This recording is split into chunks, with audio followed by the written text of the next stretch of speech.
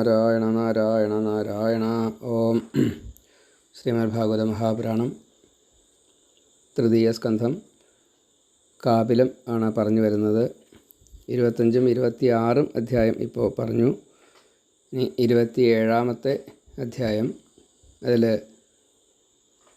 ജ്ഞാനം നേടേണ്ടതായിട്ടുള്ള കാര്യവും പ്രകൃതിയുമായിട്ട്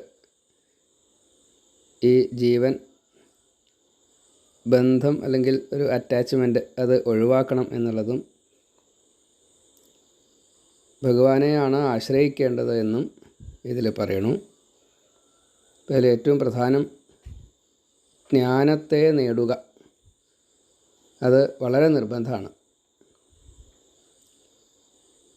നിത്യനായിട്ടുള്ള ഭഗവാൻ ഈ സംസാര ദുഃഖത്തിൽ നമ്മെ പെടുത്തുന്നു എന്ന് നമുക്ക് തോന്നുക. ഭഗവാൻ ഇതിൽ യാതൊരു ബന്ധവുമില്ല. നമ്മുടെ കർമ്മം അതിനനുസരിച്ചാണ് നമുക്ക് ദുഃഖം കിട്ടുന്നത്. ഈ ദേഹേന്ദ്രിയാദികൾ ഞാനാണ് എന്ന് നമുക്ക് തോന്നുന്ന അത്രയും കാലം കർമ്മം ഉണ്ടാവും, കർമ്മബന്ധം ഉണ്ടാവും, ഫലം അനുഭവിക്കും, സംസാരത്തിന് കാരണമാവും, സുഖം ദുഃഖം അനുഭവിക്കും. അത് എത്രത്തോളം നമ്മിൽ നിന്ന് ഒഴിവാവാൻ സാധിക്കും, അതിനെ നമ്മൾ ജ്ഞാനം കൊണ്ടല്ലാതെ അതിനെ മറികടക്കാൻ സാധിക്കില്ല എന്ന് പറയണം. ആത്മാവ് നമ്മുടെ ഒപ്പം എപ്പോഴും കൂടെ ഉണ്ട്. ജാഗ്രത, സ്വപ്നം, സുഷുപ്തി. അപ്പം അതിൽ ജാഗ്രതയിൽ ഭഗവാൻ ഒപ്പം ഉണ്ടെന്ന് നമുക്കിങ്ങനെ തോന്നുകയാണ്. അതിൻ്റെ ഒരു തെളിവായിട്ടാണ് ഈ സ്വപ്നത്തിൽ ചിലത് കാണുന്നു, അത് നേരിട്ട് ബന്ധമില്ല എന്ന് മനസ്സിലാവണു. അതേപോലെ നന്നായിട്ട് ഉറങ്ങി എന്ന് പിറ്റേ ദിവസം പറയുമ്പോൾ അത് നമ്മളൊപ്പം ഉണ്ടായിരുന്നില്ല. എന്നുവെച്ചാൽ ജീവൻ അവിടെ ഉണ്ട് എന്നല്ലാതെ നമ്മുടെ ബോധം കഷ്ടിയാണ്, ഒട്ടുമില്ല. പക്ഷേ ഉണർന്നു കഴിഞ്ഞാലോ, അപ്പോൾ എന്തോ അത്രയും നേരം സംഭവിച്ചു, അതിന് ഉറക്കം എന്നാണ് നമ്മൾ പേരിട്ടത്, അത്രയേ ഉള്ളൂ. സുഷുപ്തി എന്നാണ് പേരിട്ടത്. അപ്പോൾ ആ സമയത്ത് നമ്മളെ ഈ ശരീരത്തെ നഷ്ടപ്പെടുത്താതെ കണ്ട് സൂക്ഷിച്ചു വെച്ചതാരാ, നമ്മളെ രക്ഷിച്ചതാരാ? അത് ഈ ജീവനാണ്.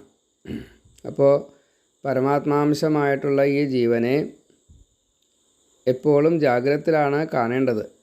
ആ ജീവൻ സ്വതേ ഉറങ്ങുന്നില്ല, നമ്മുടെ ശരീരമാണ് ഉറങ്ങണത്. അതാദ്യം മനസ്സിലാക്കിയാലേ മറ്റു കാര്യങ്ങൾ ശരിയാവുള്ളൂ. കാരണം ജീവൻ ശരീരത്തെ സ്വീകരിച്ചത് ഈ പ്രാരബ്ധത്തെ തീർക്കാൻ വേണ്ടിയിട്ടാണ്. അപ്പോൾ അതിന് ശരീരം ആ രീതിയിൽ നമ്മൾ വഴങ്ങി കൊടുക്കണം. അതാണ് ജ്ഞാനം വേണം, നേടണം എന്ന് പറയാൻ കാരണം. ജ്ഞാനം നേടുക വെച്ചാൽ അത്ര എളുപ്പമൊന്നുമല്ല. വേദം അറിയണം, വേദത്തിൻ്റെ സാരം അറിയണം, വേദത്തിൻ്റെ മർമ്മം അറിയണം. അപ്പോൾ അതിന് മറ്റ് ജ്ഞാനങ്ങൾ ആശ്രയിക്കേണ്ടി വരും. അപ്പോഴാണ് പുരാണങ്ങൾ നല്ലോണം പഠിക്കേണ്ടി വരിക.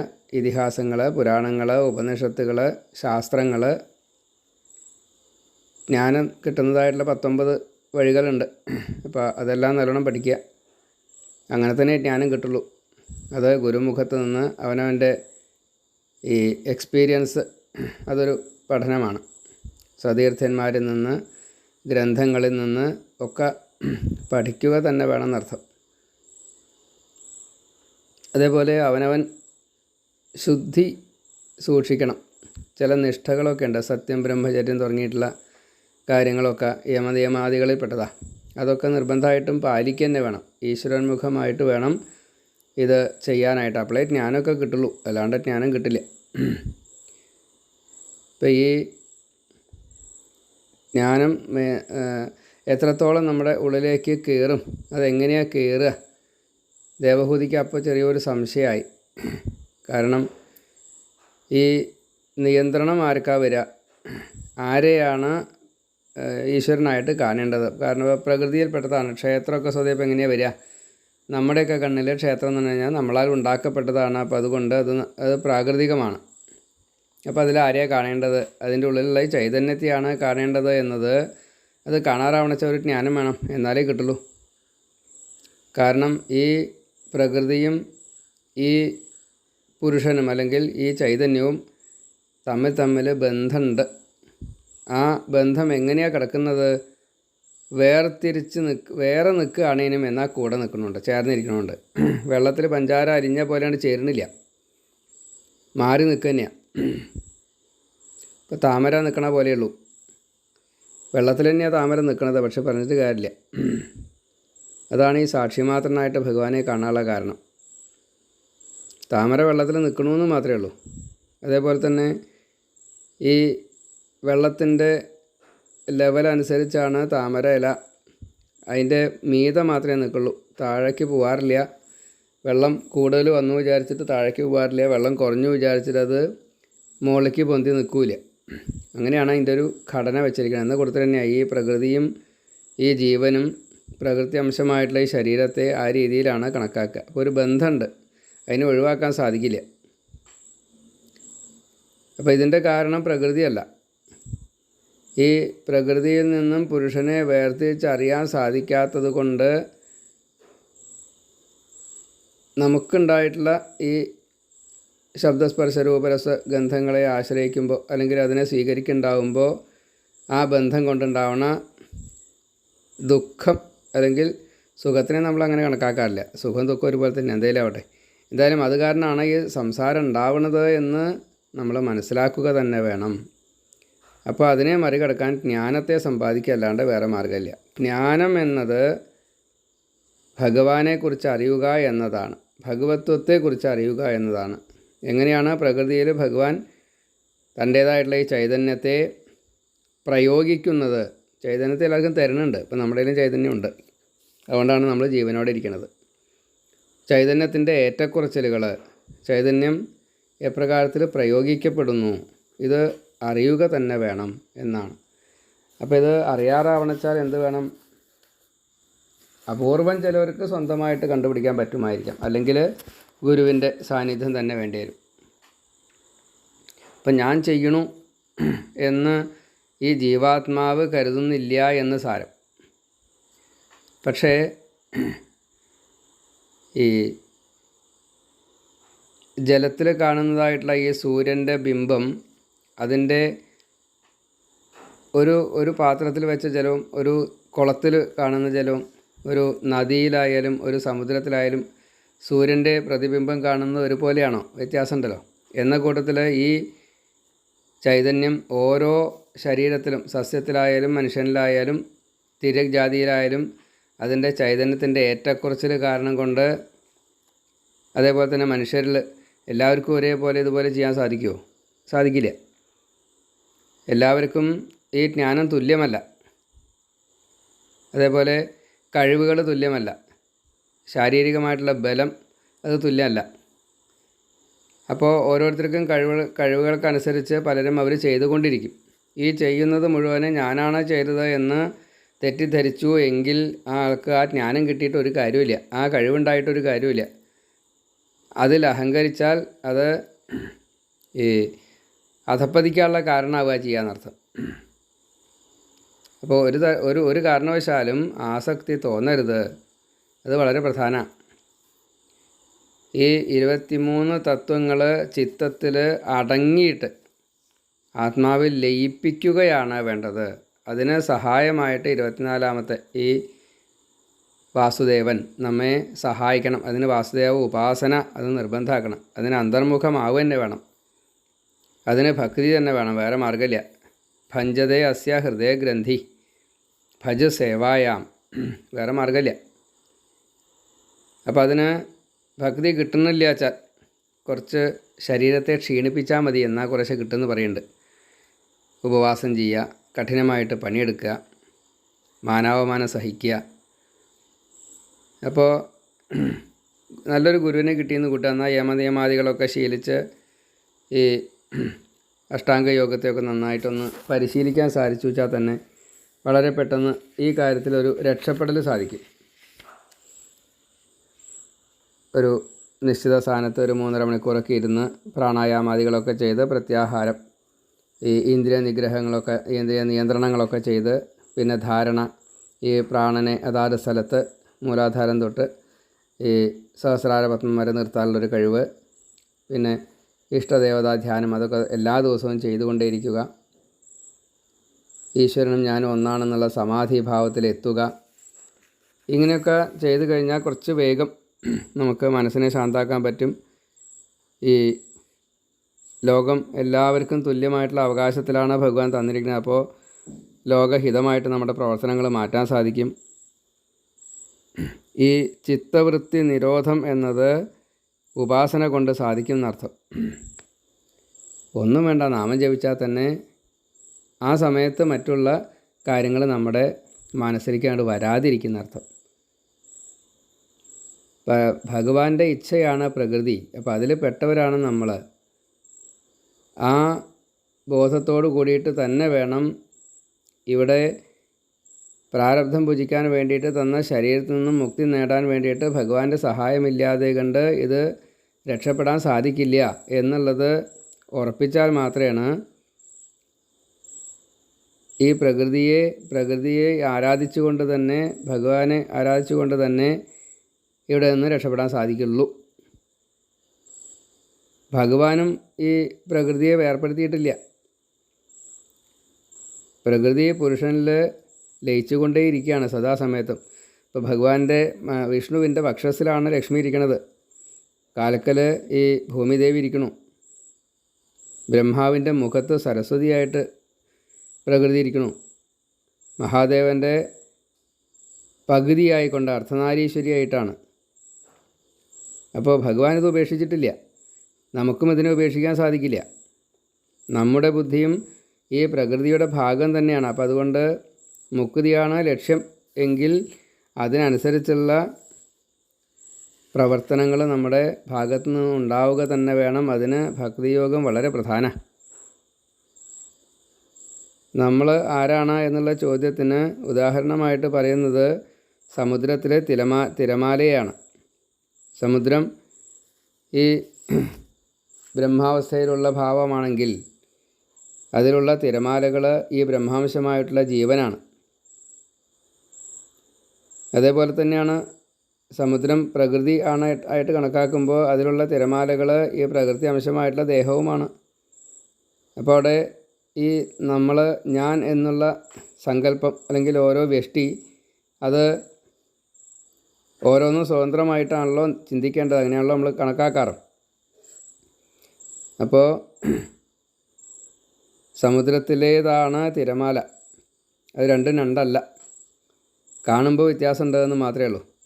നീളത്തിന് വ്യത്യാസം ഉണ്ടാവും, ഉയരത്തിന് വ്യത്യാസം ഉണ്ടാവും, അതിൻ്റെ തിക്നെസ്സിന് വ്യത്യാസം ഉണ്ടാവും, അത് കരയിലേക്ക് കയറുന്നത് വ്യത്യാസം ഉണ്ടാവും. ഇതേ കൂട്ടത്തിലാണ് ഈ ജീവൻ ശരീരത്തെ സ്വീകരിച്ചു കഴിഞ്ഞപ്പോൾ ആ ശരീരത്തിൽ ഈ ജീവൻ്റെ ചൈതന്യം എത്രത്തോളം ഉണ്ടോ അത്രത്തോളം പ്രവർത്തനങ്ങൾ അത് ചെയ്തുകൊണ്ടിരിക്കും. അതിനെ അംഗീകരിക്കുകയേ വേണ്ടൂ. അപ്പോൾ ഒന്ന് ചെറുത് ഒന്ന് വലുത് എന്നുള്ള ഈ ഉച്ചനീചത്വം നമ്മൾ കാണുകയേ അരുത്. അത് ഭഗവാൻ ഇഷ്ടമല്ല, സമ്മതമല്ല. അത് നമുക്ക് മുക്തിക്ക് തടസ്സമായിട്ട് മാറുകയും ചെയ്യും. ഇങ്ങനെ ഈ ഭേദബുദ്ധി ഉണ്ടായാലേ. അപ്പോൾ അത് ഇല്ലാണ്ടാക്കാൻ ജ്ഞാനമല്ലാണ്ട് വേറെ മാർഗ്ഗമില്ല. ജ്ഞാനം എന്നുള്ളത് ഭഗവാനെ അറിയൽ തന്നെയാണ്. ഈ ഭഗവത്വം എല്ലാറ്റിലും ഉണ്ട്, ഈ ഏറ്റക്കുറച്ചിലേ ഉള്ളൂ എന്നറിയുകയാണ് വേണ്ടതെന്നർത്ഥം. പല നദികളും പല തരത്തിൽപ്പെട്ടതായിട്ടുള്ള വെള്ളമാണ് കൊണ്ടുവരിക. പക്ഷേ സമുദ്രം അത് സ്വീകരിച്ചു കഴിഞ്ഞാൽ അതൊക്കെ ഒന്നായിട്ടാണ് മാറി. പല ഋതുക്കളിലും വെള്ളം കൊണ്ടുവരുന്നതും സെപ്പറേറ്റ് വ്യത്യാസമുണ്ട്. അതും അവിടെ സമുദ്രത്തിൽ ബാധകമല്ല. തെളിഞ്ഞ വെള്ളം കൊണ്ടുവന്നാലും കലങ്ങിയ വെള്ളം കൊണ്ടുവന്നാലും സമുദ്രം അത് സ്വീകരിക്കും, സമുദ്രത്തിൻ്റേതായിട്ട് മാറ്റുകയും ചെയ്യും. ഈ നദിയുടെ യാതൊന്നും അവിടെ കാണില്ല. എന്ന കൂട്ടത്തിലേ ഉള്ളൂ ഈ ജീവനെ ഭഗവാൻ സ്വീകരിക്കുന്ന അർത്ഥം. നമ്മുടേതൊന്നും ബാക്കി ഉണ്ടാവില്ല. ഇങ്ങനെ ഒരു നദി ഉണ്ടായിരുന്നു അത്രേ. ഇപ്പോൾ സരസ്വതി നദി കാണാനില്ല എന്നാണ് പറയണം. ഭൂമിയുടെ അടിയിലുണ്ടെന്നും പറയണു. അപ്പോൾ ഉണ്ടായിരുന്നു അത്രയെന്ന് പറയാൻ നമ്മളെന്താ ജീവിച്ചിട്ട് ചില കർമ്മങ്ങളൊക്കെ ചെയ്താലാണ് ഈ കർമ്മങ്ങളെയാണ് ഓർമ്മിക്കുക. അപ്പോൾ ആരാ കർമ്മം ചെയ്ത് ഇന്ന ആൾ, എങ്ങനത്തെ ആളായിരുന്നു? ഇപ്പോൾ 1000-2000 കൊല്ലം മുന്നേ ജീവിച്ച ഒരാളുടെ ഫോട്ടോ ഒന്നും നമുക്കറിയില്ല, പേരും അറിയില്ല, എവിടെ ജനിച്ചതൊന്നും അറിയില്ല. പക്ഷേ ആ കർമ്മം നമുക്കറിയും. ഇപ്പോൾ വ്യാസൻ്റെ ഫോട്ടോ നമ്മുടെ ഇഷ്ടത്തിനനുസരിച്ചുകൊണ്ട് വരയ്ക്കുകയാണ്, അല്ലാണ്ട് വേറെ ഒന്നുമല്ല. പക്ഷേ ഈ പുരാണം നമ്മുടെ കയ്യിലുണ്ട്. വ്യാസനാണ് രചിച്ചതെന്നുള്ളതും പറയുന്നുണ്ട്. വ്യാസനെ നമ്മൾ സങ്കല്പിക്കുകയാണ് പലതും. അപ്പോൾ ഈ കർമ്മത്തിനാണ് പ്രാധാന്യം. അല്ലാണ്ട് വ്യാസൻ എന്ന ശരീരത്തെ അല്ല നമ്മൾ ഭജിക്കുന്നത്. വ്യാസൻ്റെ ഈ ഈശ്വര ചൈതന്യമായിട്ട് പുറത്തേക്ക് വന്ന ഈ പുരാണത്തെയാണ് നമ്മൾ ആശ്രയിക്കുന്നത്. അപ്പോൾ നമ്മുടെ പ്രവർത്തനങ്ങളും ശേഷിപ്പുകളായിട്ടുണ്ടാവാൻ വേണ്ടിയിട്ട് പ്രവർത്തനം ചെയ്തുകൊണ്ടേയിരിക്കണം. നമ്മൾ ഇപ്പോൾ ഒരു നദിയിൽ മരക്കഷ്ണങ്ങൾ, ഇലകൾ, അതേപോലെ ചത്ത ജഡങ്ങൾ, എന്തിന് പാറ, മണൽ ഒക്കെ അങ്ങനെ ഒഴുകുണ്ടാവില്ലേ? അവർ തമ്മിൽ എത്ര വ്യത്യാസമുണ്ട്.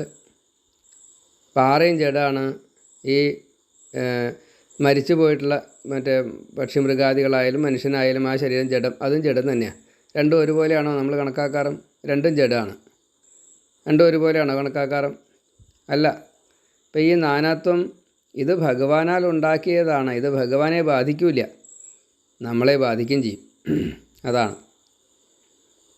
അപ്പോൾ എന്തുകൊണ്ട് ഈ വ്യത്യാസം? ഈ സത്തും അസത്തും ഭഗവാൻ അത് സ്വീകരിക്കുന്നു. കടലിൽ ചെന്ന് കഴിഞ്ഞാൽ അതൊക്കെ ഇപ്പോൾ നമ്മൾ നല്ല നെയ്യ്, ഒരു കുപ്പി നെയ്യ് ഈ ഗംഗാ നദിയിലേക്ക് സമർപ്പിച്ചു എന്ന് കൂട്ടുക.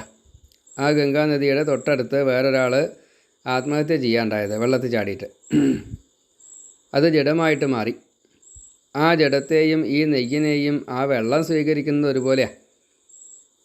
ജഡത്തിൻ്റെ സ്വഭാവമല്ല നെയ്യിനുള്ളത്. വളരെ വ്യത്യാസമുണ്ട്. അതിൽ സാത്വികത വ്യത്യാസമുണ്ട്, ഈ തമോ ഗുണത്തിന് വ്യത്യാസമുണ്ട്. അപ്പോൾ എന്നാൽ ജലം അത് ഞാൻ നെയ്യ് സ്വീകരിക്കുള്ളൂ, മറ്റേ നെയ്യേ സ്വീകരിക്കുള്ളൂ, ജഡം സ്വീകരിക്കില്ല എന്ന് പറയാറില്ല. അതിലിട്ടു വിചാരിച്ചിട്ട് അതിനെ പുറന്തള്ളാറുമില്ല. അതെവിടേക്കാണ് ചെല്ലുക? അത് നേരെ സമുദ്രത്തിലേക്ക് ചെല്ലും. സമുദ്രം എന്താ ചെയ്യണത്? ഇതിനെ രണ്ടിനെയും ഒരുപോലെ ആക്കി മാറ്റുകയുള്ളൂ. സമുദ്രത്തിൻ്റേതായ സ്വത്വത്തിന് മാറ്റം വരണില്ല. നെയ്യിൻ്റെ സ്വത്വം അവിടെ കാണാലിയാണ്ടേ, ജഡത്തിൻ്റെ ഈ തമോ ഗുണം അത് കാണാലിയാണ്ടേ. അപ്പോൾ ഇതേപോലെ ജ്ഞാനത്തെ നല്ലവണ്ണം മനസ്സിലാക്കിയാലാണ് ഭഗവാങ്കലെത്താൻ സാധിക്കുള്ളൂ. ഇത് ധ്യാനത്തിലൂടെ നിഷ്കളബ്രഹ്മ ലയം തന്നെ വേണം. അതായത് ബ്രഹ്മം എന്നുള്ളത് ഒരു കലകളും ഇല്ലാത്ത നിഷ്കളം ആണ്. അപ്പോൾ ആ ബ്രഹ്മത്തിലേക്കാണ് ലയിക്കേണ്ടത്.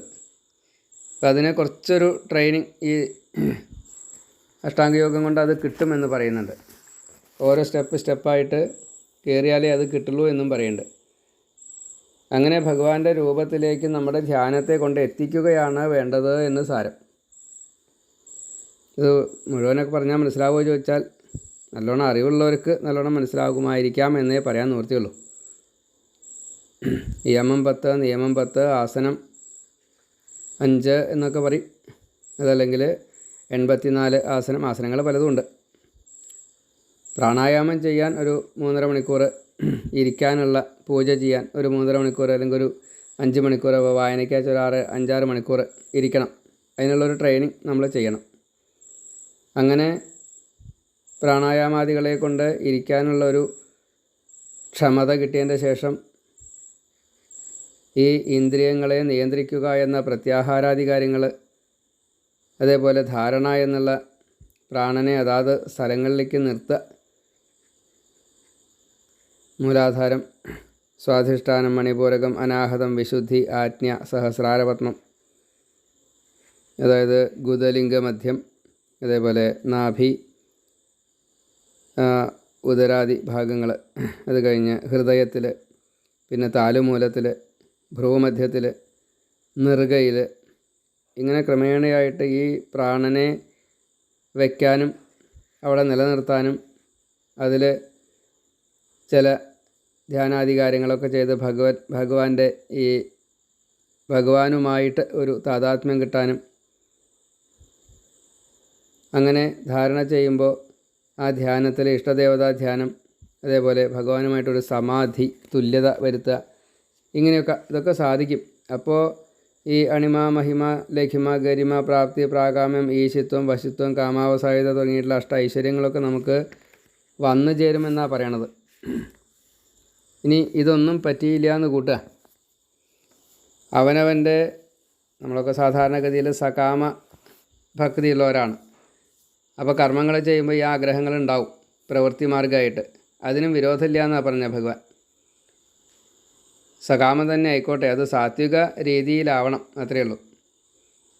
മറ്റുള്ളവർക്ക് വിഷമമില്ലാത്ത രീതിയിൽ നമുക്ക് അനുഭവിക്കാനുള്ളത് തന്നോട്ടെ, കിട്ടണം എന്നുള്ള രീതിയിൽ ഭക്തിയാവാം, അതിന് കുഴപ്പമൊന്നുമില്ല.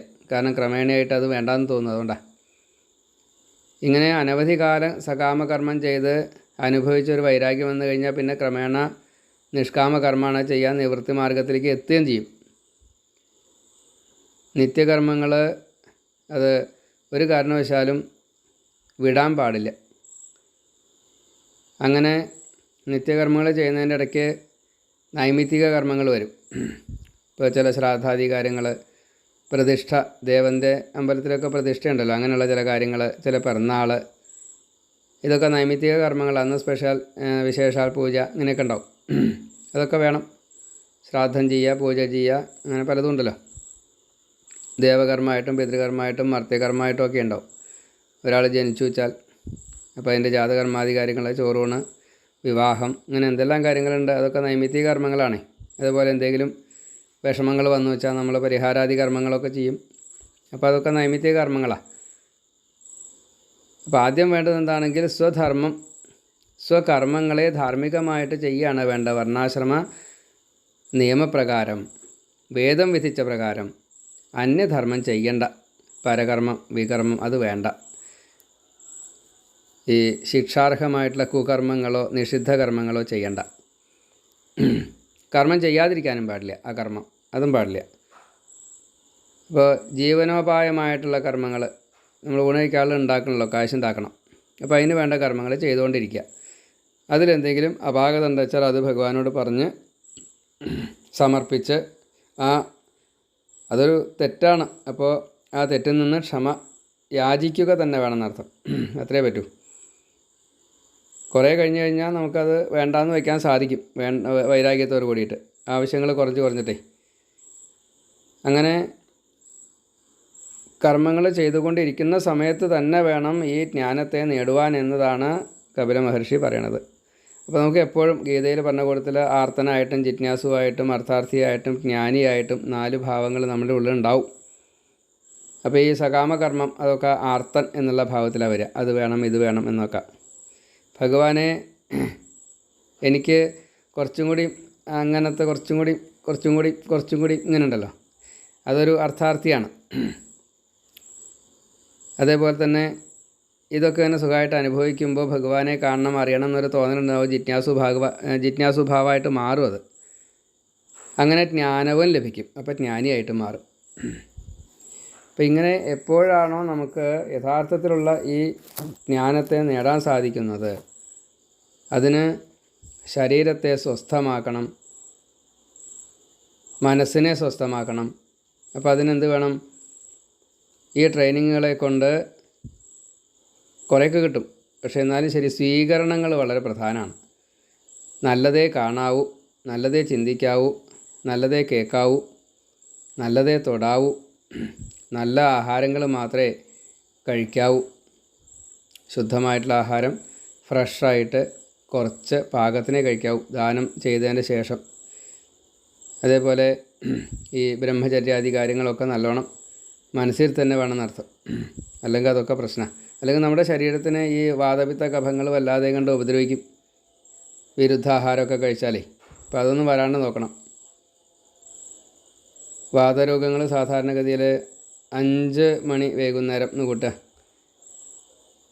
അത് കഴിഞ്ഞാൽ രാവിലെ ഈ 5 മണി വരെ ഈ വാദത്തിൻ്റേതായിട്ടുള്ള രോഗങ്ങൾ തന്നെ ഉണ്ടാവുക, വേദന തുടങ്ങിയിട്ടുള്ള കാര്യങ്ങളൊക്കെ ഉണ്ടാവും. അത് കഴിഞ്ഞാൽ പിന്നെ 5 മണി മുതൽ 9 മണി വരെ രാവിലെ കഫത്തിൻ്റെ ഉപദ്രവം ഉണ്ടാവുക, കൊക്കിയും കുറച്ചിട്ടും. വാദത്തിൻ്റെ രോഗങ്ങൾ 80 തരത്തിലുണ്ട് എന്നാണ് ആയുർവേദ പ്രകാരം പറയണം. അതേപോലെ കഫത്തിൻ്റെ രോഗങ്ങൾ 105 തരത്തിലുണ്ട് അത്രേ. പിന്നെ പകൽ സാധാരണഗതിയിൽ 9 മണി മുതൽ ഈ 5 മണി വരെ പകലത്തെ നേരം പിത്തം ആണ് കാണുക. അത് 64 തരത്തിൽപ്പെട്ടതായിട്ടുണ്ടെന്നൊക്കെ ദേവി ഭാഗവതം നമുക്ക് പറഞ്ഞു തരണം. ഇപ്പോൾ വാദം നമ്മളെ ഒരു ശരീരത്തിനെ ബുദ്ധിമുട്ടിക്കുക വൈകുന്നേരം 5 മണി മുതൽ രാവിലെ 5 മണി വരെ. കഫജന്യമായിട്ടുള്ള രോഗങ്ങൾ നമ്മളെ ബുദ്ധിമുട്ടിക്കുക രാവിലെ 5 മണി മുതൽ വെയിൽ ചൂടാവുന്ന വരെ, ഒരു 9 മണി വരെയൊക്കെ. പിത്തം, അത് രാവിലെ ഈ വെയിൽ ചൂടായാൽ 9 മണി മുതൽ വെയിലാറുന്ന വരെ ഒരു 5 മണി വരെ ഈ പിത്തരോഗങ്ങളാണ് ഉണ്ടാവുക. വാതരോഗങ്ങൾ 80, കഫരോഗങ്ങൾ 105, പിത്തജന്യ രോഗങ്ങൾ 64 എന്നെല്ലാം ആയുർവേദ വിധിപ്രകാരം പറയണു. അത് ദേവീഭാഗവതത്തിൽ കൊടുത്തിട്ടുണ്ട്. അപ്പോൾ നമ്മൾ ഇതിൽ നിന്നൊക്കെ രക്ഷ നേടാൻ വേണ്ടിയിട്ട് ഭഗവാനെ ആശ്രയിക്കുക തന്നെയാണ് വേണ്ടത്. ബ്രഹ്മചര്യം തൊട്ടുള്ള ഈ ധാർമ്മിക സത്യസന്ധമായിട്ടുള്ള പ്രവർത്തനങ്ങൾ, ആത്മാർത്ഥമായിട്ടുള്ള പ്രവർത്തനങ്ങൾ, ആത്മാവിന് വേണ്ടിയിട്ടുള്ള പ്രവർത്തനങ്ങൾ, ദൈഹികമല്ല. ദൈഹികം ആത്മികം ഇങ്ങനെയാണ്. അപ്പോൾ അതിൽ ആത്മാർത്ഥമായിട്ടുള്ള പ്രവർത്തനങ്ങൾ വേണം, ദേഹാർത്ഥമായിട്ടുള്ള പ്രവർത്തനങ്ങളല്ല വേണ്ടത്. അതിന് 28ാമത്തെ അധ്യായത്തിൽ ഈ ധ്യാനയോഗാദി കാര്യങ്ങളെല്ലാം ധ്യാനത്തിൽ എങ്ങനെയാണ് എന്നുള്ളതും കൂടി വിസ്തരിക്കുന്നുണ്ട്. അഷ്ടാംഗയോഗത്തെക്കുറിച്ചാണ് പറയണത്. ഇപ്പോൾ ഭഗവാന്റെ രൂപത്തെ ഒന്ന് സ്മരിക്കാൻ വേണ്ടിയിട്ട് പറയുന്നുണ്ട്. ആദ്യം നമ്മൾ ശുദ്ധമായിട്ടുള്ള സ്ഥലത്ത്, ഏകാന്തമായിട്ടുള്ള സ്ഥലത്ത്, ശാന്തമായിട്ടുള്ള ഒരു അവസ്ഥയിൽ വേണം ഇരുന്ന് ധ്യാനം തുടങ്ങാനൊക്കെ. അപ്പോൾ കണ്ണ് പകുതി അടച്ച് മൂക്കിൻ്റെ അഗ്രത്ത് നോക്കിയിട്ട് നീണ്ടു നിവർന്നിരുന്ന് മനസ്സ് ഭഗവാനിലെത്തിച്ച് ഭഗവാന്റെ പ്രസന്ന മുഖം നല്ലോണം കാണുക. ആ ചെന്താമര കണ്ണ്, നീണ്ട് കൂർത്തതായിട്ട് തടിച്ചതായിട്ടുള്ള ആ മൂക്ക്, അതേപോലെ നീണ്ടതായിട്ടുള്ള കണ്ണുകൾ, അതിൻ്റെ മീതെ വളഞ്ഞതായിട്ടുള്ള പുരികം. അപ്പോൾ ഭഗവാന്റെ രൂപത്തെക്കുറിച്ച് നമുക്കൊരു ധാരണയുണ്ടാവും. അത് സ്ഥിരമായിട്ട് ആവുമ്പോൾ വേഗം ആവുകയും ചെയ്യും. കാർമേഘത്തിൻ്റെ നിറമുള്ള ആ അഷ്ടബാഹുവായിട്ടുള്ള ആ ഭഗവാൻ, ശംഖുചക്ര ഗദാപത്മങ്ങൾ, വാള്, പരിച, അതേപോലെ വില്ല്, അമ്പ്, പാശം, തോട്ടി, ഇങ്ങനെയുള്ള 8 കൈകളിലും 8 തരത്തിലുള്ള ആയുധങ്ങളെയൊക്കെ പിടിച്ചുള്ള ഭഗവാന്റെ മഞ്ഞപ്പട്ട് കൊടുത്തിട്ട് എന്താ പറയുക, പൊന്നരഞ്ഞാണൊക്കെ ചാർത്തിയിട്ടുള്ള ഭഗവാൻ. അതുപോലെ പൂണുനൂലിട്ടുണ്ടാവണം, ഉത്തരീയം ഉണ്ടാവും, മഞ്ഞ നിറത്തിലുള്ള ഉത്തരീയം, പീത നിറം എന്നാണ് പറയുക. അതേപോലെ ദൃഢമായിട്ടുള്ള പേശികളോട് കൂടിയ കാലുകൾ, കൈകൾ, നീണ്ട ആജാനുബാഹുവ.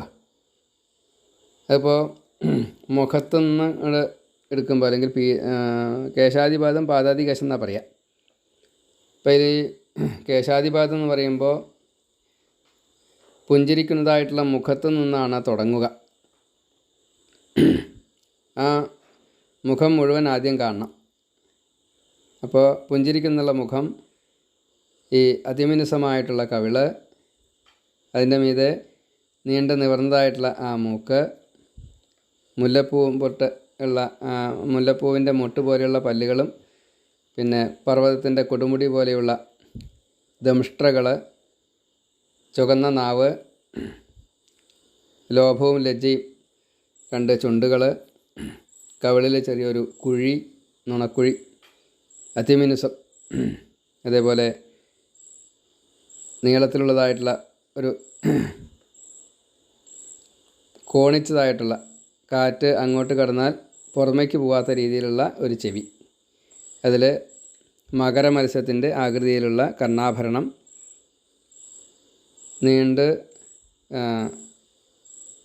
ചുവന്നതായിട്ടുള്ള കണ്ണുകൾ, വളഞ്ഞതായിട്ടുള്ള പുരികം. ആ പുരികത്തിൻ്റെ പ്രത്യേകതയിൽ ഭഗവാൻ പറയുന്നുണ്ട്, ഈ പുരികത്തിൻ്റെ ചലനങ്ങളാണ് ഈ സൃഷ്ടിക്ക് കാരണം. അത്രയേ വേണ്ടൂ. പുരികം ഒന്നങ്ങോട്ട് ചലിച്ചു കഴിഞ്ഞാൽ സൃഷ്ടി നടക്കുകയും ചെയ്യും. അതേപോലെ തന്നെ ഈ മുഴുവൻ പ്രളയവും, ആത്യന്തിക പ്രളയം കൂടി നടക്കുക. അതാണ്. അതേപോലെ ഭഗവാന്റെ നെറ്റിയുടെ ഒരു പ്രത്യേകത, നീണ്ട് വളരെ വിശാലമായിട്ടുള്ള, ചെരിഞ്ഞതായിട്ടുള്ള 5 വലികളോട് കൂടിയ അതിവിസ്തൃതമായിട്ടുള്ള നെറ്റി. ശിരസിൽ ഈ മകുടം പോലെ കെട്ടിവെക്കാവുന്നതായിട്ടുള്ള നീളത്തിലുള്ള നീല നിറത്തിലുള്ള തലമുടി, തിക്കായിട്ട്.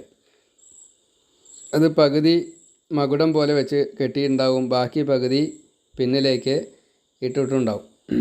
1-2 രോമങ്ങൾ നെറ്റിയിൽ കൂടെ അങ്ങനെ പാറിക്കളിക്കുന്നുണ്ടാവും. ഇതൊക്കെയാണ് ഭഗവാന്റെ പൊൻകിരീടത്തോട് കൂടിയിട്ടുള്ള, അതിൽ രത്നങ്ങൾ പതിച്ചായിട്ടുള്ള പൊൻകിരീടം. നവ രത്നങ്ങൾ, 18 രത്നങ്ങൾ, 108 രത്നങ്ങളുണ്ടെന്നാണ് പറയുക. നമുക്കത് മുഴുവൻ പറയാൻ വശമല്ല എന്ന് മാത്രമേ ഉള്ളൂ. 18 രത്നങ്ങൾ പുരാണങ്ങൾ പറയുന്നുണ്ട്. സാധാരണ നവരത്നം എന്നാണ് പറയുക. അതൊക്കെ പരിചിതമായിട്ടുള്ള ഈ കിരീടം വെച്ചിട്ടുള്ള ഭഗവാന്റെ ശിരസ് തൊട്ട്, ഇപ്പോൾ നമ്മൾ കേശാദിപാദമാണല്ലോ പറഞ്ഞത്, അപ്പോൾ കേശം പറഞ്ഞു ഇത്രയേ ഉള്ളൂ. ഇനി അവിടുന്ന് താഴത്തേക്ക് ഇറങ്ങി വന്ന് ശംഖ് കഴുത്ത്, വിരിഞ്ഞ മാറ്, എന്ത് കയറ്റി വെച്ചാലും അത് താങ്ങാവുന്നതായിട്ടുള്ള തോള്, ആ വക്ഷസ്സിൽ ലക്ഷ്മി ഇരിക്കുന്നുണ്ട്, ഭൃഗുവിൻ്റെ പാദം ശ്രീവത്സം എന്ന മറുകുണ്ട്, കഴുത്തിൽ പാലാഴി കടഞ്ഞപ്പോൾ കിട്ടിയ ആ കൗസ്തുഭം എന്ന രത്നമുണ്ട്, വനമാല ചാർത്തിയിട്ടുണ്ട്, മറ്റ് ഹാരങ്ങളൊക്കെ പൂമാലയായാലും സ്വർണം രത്നത്തോട് ചേർന്നതായിട്ടുള്ള മാലയായാലും ധാരാളം മാലകൾ.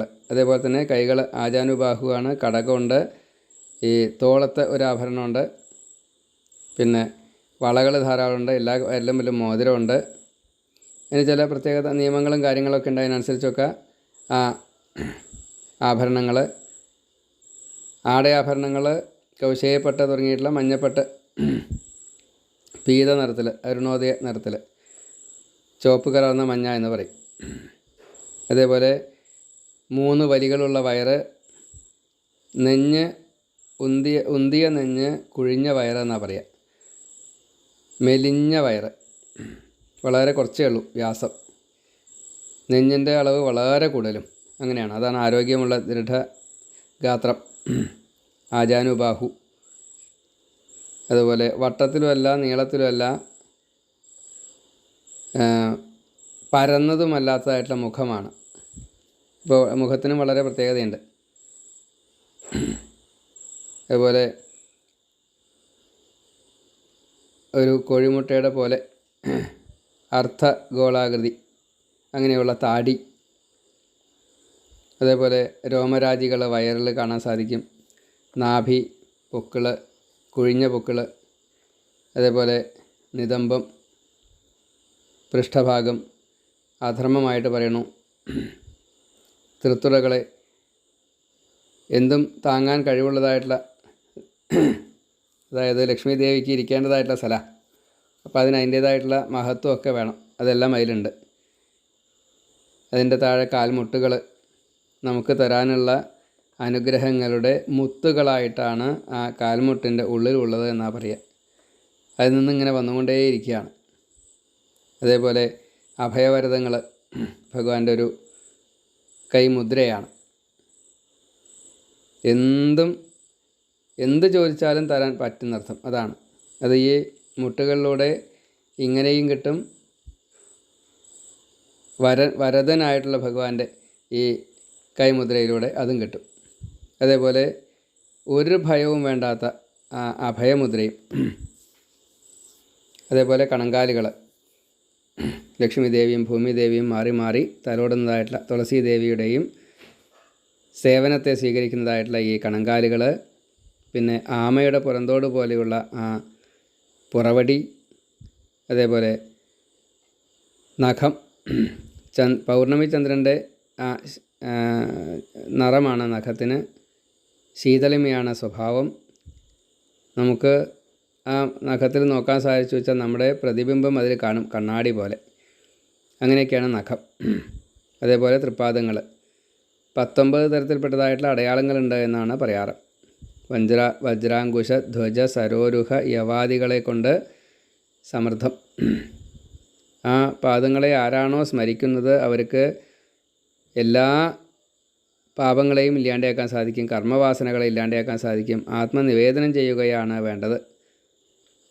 സാഷ്ടാംഗ നമസ്കാരം ആദ്യം സമർപ്പിക്കേണ്ടത് മനസ്സിനെയാണ്. പിന്നെ അഞ്ജലി കൂപ്പിക്കൊണ്ട് ഭഗവാന്റെ തൃപ്പാദത്തെ ശിരോമൽ പാദയോ കൃത്വ എന്നാണ്.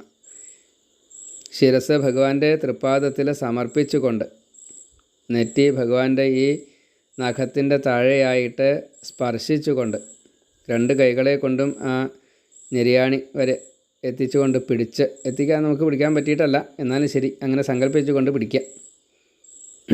കാരണം ഭഗവാന്റെ വലിപ്പം എത്രയോ ചോദിച്ചാൽ ശരി അത്രയും കൂടുതലാണ്. അപ്പോൾ അങ്ങനെ സങ്കല്പിച്ചുകൊണ്ട് പിടിക്കുക. അത് കൈകൂപ്പിക്കൊണ്ട് അഞ്ജലിബദ്ധം, അതിൻ്റെ അഞ്ജലിയുടെ ഉള്ളിലേക്ക് ഈ പാദം വരണമെന്നാ, വിടരുത് അത്രയും. അതേപോലെ നെറ്റി കാലിൽ മുട്ടുക തന്നെ വേണമെന്നർത്ഥം. കണ്ണുകളിലുള്ള ഈ അശ്രു അത് ഭക്തി കൊണ്ട്, സ്നേഹം കൊണ്ട്, സന്തോഷം കൊണ്ട് ഒക്കെ അശ്രുക്കൾ വരും. ആ അശ്രുക്കളെ കൊണ്ട് ഭഗവാന്റെ തൃപ്പാദത്തെ കഴുകുകയാണ് വേണ്ടത്. അത് നമ്മുടെ ഈ ഭഗവാന്റെ തൃപ്പാദം കഴുകിയിട്ടുള്ള ആ അശ്രു ധാരയുണ്ടല്ലോ, അത് നമ്മുടെ വക്ഷസിലേക്ക് എത്തണം എന്നാണ്. കാരണം ഹൃദയസ്ഥനായിട്ടുള്ള ഭഗവാൻ ഈ സാക്ഷിയായിട്ട്, അന്തര്യാമിയായിട്ട് നമ്മുടെ ഹൃദയത്തിലെ ജീവൻ്റെ ഒപ്പം ഇരിക്കുന്നുണ്ട്. അപ്പോൾ ആ ജീവനെ ശുദ്ധമാക്കാൻ ഈ പാദതീർത്ഥം, പാദധൂളി രണ്ടും സ്വീകരിക്കണം എന്നാണ്. അങ്ങനെ നെഞ്ഞ് ഭൂമിയിൽ മുട്ടണം. അതേപോലെ ഉദരഭാഗം, പിന്നെ കാൽമുട്ടുകൾ, അതേപോലെ പുറവടി മലത്തി വെച്ചിട്ട് വേണമെന്നർത്ഥം. നമ്മൾ കവുന്ന് കിടക്കുമ്പോൾ പുറവടി മലത്തി വെച്ചിട്ട്, അല്ലാണ്ട് ആ തള്ളവരലിങ്ങനെ മടക്കി അങ്ങനെയല്ല നമസ്കരിക്കേണ്ടത്. തള്ളവരൽ പുറവടിയൊക്കെ പുറമേക്ക് കാണണം, അങ്ങനെ വേണം നമസ്കരിക്കാനായിട്ട്. തൊലി മറ്റേ പുറവടിയുടെ അല്ലെങ്കിൽ നഖമൊക്കെ ഭൂമിയിൽ തൊടുകയാണ് വേണ്ടതെന്ന് സാരം. അങ്ങനെയാണ് നമസ്കരിക്കേണ്ടത്. ഇങ്ങനെ ഈ സാഷ്ടാംഗ നമസ്കാരം ആത്മനിവേദനം ചെയ്യുക തന്നെ വേണം. കേശാദിപാദ സ്മരണം നടത്തിയതിൻ്റെ ശേഷം ഈ പാദത്തിലാണ് ആശ്രയിക്കേണ്ടത്. ഇങ്ങനെ ഭഗവാന്റെ ഓരോ അംഗങ്ങൾക്കും, ഓരോ അവയവങ്ങൾക്കും, അംഗത്തിലുള്ള ആഭരണങ്ങൾക്കും ഒക്കെ പ്രത്യേകമായിട്ട് പറയുന്നുണ്ട് കേട്ടോ. അതിൽ പാലാഴി കടഞ്ഞ സമയത്തുണ്ട ആ ശ്രീവത്സം എന്നുള്ള മർഗം, ഈ ലക്ഷ്മിയെ കിട്ടിയതും, അതേപോലെ നാഭിയിലുള്ള ഈ താമര, ആ താമരയിലുള്ള ബ്രഹ്മാവ്, ഇങ്ങനെയൊക്കെ പലതും. അതേപോലെ ഭഗവാൻ പാലാഴി ഇങ്ങനെ കടഞ്ഞപ്പോൾ കയ്യിൻ്റെ ഉരസൽ കാരണം കൊണ്ട് ആ വള ലേശം ഇങ്ങനെ തേഞ്ഞിട്ടത്ര, അതൊക്കെ ഇങ്ങനെ കണ്ട് ലക്ഷ്മിക്ക് പോലും കുറച്ചൊരു പ്രത്യേകത തോന്നിയിട്ടുണ്ടെന്നാണ്. പ്രസന്നമായിട്ടുള്ള മുഖം. നമ്മൾ സാധാരണഗതിയിൽ പ്രസന്ന പൂജ, അതായത് ഭഗവാന് തൃപ്തിയായിട്ടാണ് ഈ നൈവേദ്യാദികൾ ചെയ്യുന്നത് എങ്കിൽ, 16 ഉപചാരത്തോടു കൂടിയിട്ട് ഈ പൂജ ചെയ്യുന്നത് എങ്കിൽ പ്രസന്നമുഖനായിട്ടാണ് ഭഗവാനെ കാണുക. അപ്പോൾ ഈ ആത്മനിവേദനത്തിൽ അത് പെടും. അപ്പം അങ്ങനെ 16 വയസ്സുള്ളതായിട്ടുള്ള അങ്ങനെ ഒരു പ്രായത്തിലാണ് സ്വതേ ഈ കൈശോരഭാവത്തിലാണ് കാണേണ്ടതെന്നാണ് പറയുക. യൗവനത്തിൻ്റെ തൊട്ട് മുന്നേ ആയിട്ടുള്ള ആ ഭാവം, ആ സമയത്ത് ഒരു പ്രത്യേക ഭാവമാണ്. എല്ലാവർക്കും അതെ, നമുക്കും അതെ. ഈ അനുഗ്രഹിക്കുക എന്ന ആ ഭാവം അത് ആ സമയത്ത് ഭഗവാന് കുറച്ച് കൂടുതലായിട്ടുണ്ടാവും. ഇപ്പം ഈ പാദതീർത്ഥമായിട്ടുള്ള ഗംഗയും, അതേപോലെ ഭഗവാന്റെ മഹത്വം എന്നുള്ളത് ത്രിവിക്രമ വളരെ വലുത് എന്നുള്ള രീതിയിലുള്ള അണോരണീയൻ മഹതോ മഹീയ, അപ്പോൾ വലിയ ശരീരം. അതേപോലെ തന്നെ ഏറ്റവും ചെറുതും ഭഗവാനാണ്. അതേപോലെ ഭഗവാന്റെ വാഹനം കൊടിയടാളം ഒക്കെ ഉണ്ടല്ലോ, ഗരുഡൻ്റെ പുറത്തിരിക്കുന്നതായിട്ടുള്ള ഭഗവാൻ, ആ ഭഗവാന്റെ വാഹനമായിട്ടുള്ള ഗരുഡൻ്റെ ചിറകടി അത് വേദമാണ്. അപ്പം അത് ജ്ഞാനം തന്നെയാണെന്നർത്ഥം. ആ ജ്ഞാനത്തെയാണ് നമ്മൾ നേടേണ്ടത്. ഇതിപ്പോൾ ശൈവ വൈഷ്ണവ ശാക്തയായിട്ട് പറയുമ്പോൾ ഗരുഡനെ ഭഗവാൻ വാഹനമാക്കി, ഈ കർമ്മത്തെ ഭഗവാൻ കിടക്കയാക്കി, അനന്തൻ പാമ്പിനെ. മഹാദേവനാവുമ്പോൾ വാഹനമാക്കിയത് ധർമ്മത്തെയാണ്, കാള നന്ദികേശ്വരൻ. അതേപോലെ ശാക്തേയമായിട്ട് പറയുമ്പോൾ സിംഹത്തെയാണ് അമ്മ വാഹനമാക്കിയത്. അത് ആധിപത്യം എന്നുള്ള നിലയ്ക്ക് തന്നെ. അപ്പം ഇങ്ങനെ ഈ വ്യത്യാസങ്ങളെ മുഴുവൻ അനുഭവിച്ചുകൊണ്ട്, അറിഞ്ഞുകൊണ്ട്, ഇതൊക്കെ ജ്ഞാനത്തിൽപ്പെട്ടതാണ്. അങ്ങനെ ഭഗവാനെ നന്നായിട്ട് സ്മരിക്കാൻ സാധിക്കുന്ന ഒരാൾക്ക് ഈ ചിത്തം എത്ര കരിങ്കല്ലായാലും അലിയുക തന്നെ വേണം, വെള്ളം വരണം. ആ വെള്ളം ഈ തൃപ്പാദത്തിൽ നമുക്ക് സമർപ്പിക്കാൻ സാധിക്കണം. അപ്പോൾ നല്ലോണം ശ്രദ്ധിച്ചു കഴിഞ്ഞാൽ ഇത് സാധിക്കും എന്നാണ് പറയണത്. ത്രിപുടി കടക്കാൻ പറ്റുന്ന, ത്രിത്വം കിടക്കാൻ പറ്റും, ദ്വന്ദ്വം കിടക്കാൻ പറ്റും, ഞാൻ ഈശ്വരൻ തന്നെയാണ് എന്നുള്ള തോന്നൽ വരും. എൻ്റേത് എല്ലാം ഇല്ലാണ്ടാക്കണേ എന്നുള്ള ആ പ്രാർത്ഥനയ്ക്ക് ഭഗവാൻ അഹം മമാക്ക ഉപേക്ഷിച്ച് തരും, അല്ലെങ്കിൽ അത് മുഴുവൻ കളഞ്ഞു തരുന്ന അർത്ഥം. കർമ്മവാസന പോലും ഇല്ലാണ്ടാക്കി തരും. ഭഗവാനോട് പ്രാർത്ഥിക്കുക തന്നെ വേണം. ഈ നമ്മുടേതായിട്ടുള്ള വിജൃംഭിതമായിട്ടുള്ള അങ്ങോട്ടും ഇങ്ങോട്ടും ചഞ്ചലം ആയിട്ടുള്ള ഈ മനസ്സിനെ ഭഗവാങ്കൽ മാത്രം നിർത്താൻ വേണ്ടിയിട്ട് ഭഗവാന്റെ അനുഗ്രഹം നമുക്ക് തരുക തന്നെ ചെയ്യും. അപ്പോൾ ഈ ധ്യാനം കൊണ്ട് ഇങ്ങനെ ഒരു ഗുണമുണ്ട്. ബാക്കിയുള്ളതെല്ലാം പ്രകൃതിയുടേതായിട്ടതെല്ലാം മറക്കാൻ സാധിക്കും. ആ സമയത്ത് ഭഗവാനോട് പ്രാർത്ഥിക്കുക തന്നെ വേണം. ഭക്തിയെ തന്നാലും മുക്തിയെ തന്നാലും ഭക്തരുമായി നിത്യം സത്സംഗവും എന്നും ഭഗവാന്റെ സൽക്കഥ കേൾക്കാനും നാമം ജപിക്കാനും സാധിക്കണം. ഇപ്പോൾ ഭഗവാന്റെ ഈ രൂപത്തെ ഇതേപോലെ എന്നും ധ്യാനിക്കാനും സാധിക്കണം. സത്സംഗം കിട്ടണം, സദ്ഗുരുക്കന്മാരെ കിട്ടണം, നാമരൂപ ലീല ധ്യാനാദികളെ കാര്യങ്ങളെല്ലാം ചെയ്യാൻ സാധിക്കണം, മുക്തി തരണം, ഭക്തി തരണം. ഇങ്ങനെ ചതുഷ്ടയ ധർമാർത്ഥ കാമ മോക്ഷം എന്നാണ് പറയുക. അതിൻ്റെ മീതിയാണ് ഭക്തി. അപ്പോൾ അത് ലഭിക്കാനായിട്ട് ഭഗവാനെ ഇപ്രകാരത്തിൽ ആശ്രയിക്കുകയാണ് വേണ്ടത് എന്ന് അമ്മ കേൾക്കാൻ വേണ്ടിയിട്ട് കപില മഹർഷി പറഞ്ഞു. ഇനി ഭക്തിയെക്കുറിച്ച്, ജീവൻ്റെ ഗതിയെക്കുറിച്ചൊക്കെ അടുത്ത 29-ാമത്തെ അധ്യായം മുതൽ പറയാണ്. അത് നമുക്ക് നാളെ പറയാം. സർവത്ര ഗോവിന്ദ നാമസങ്കീർത്തനം. ഗോവിന്ദ ഗോവിന്ദ. നാരായണ നാരായണ നാരായണ.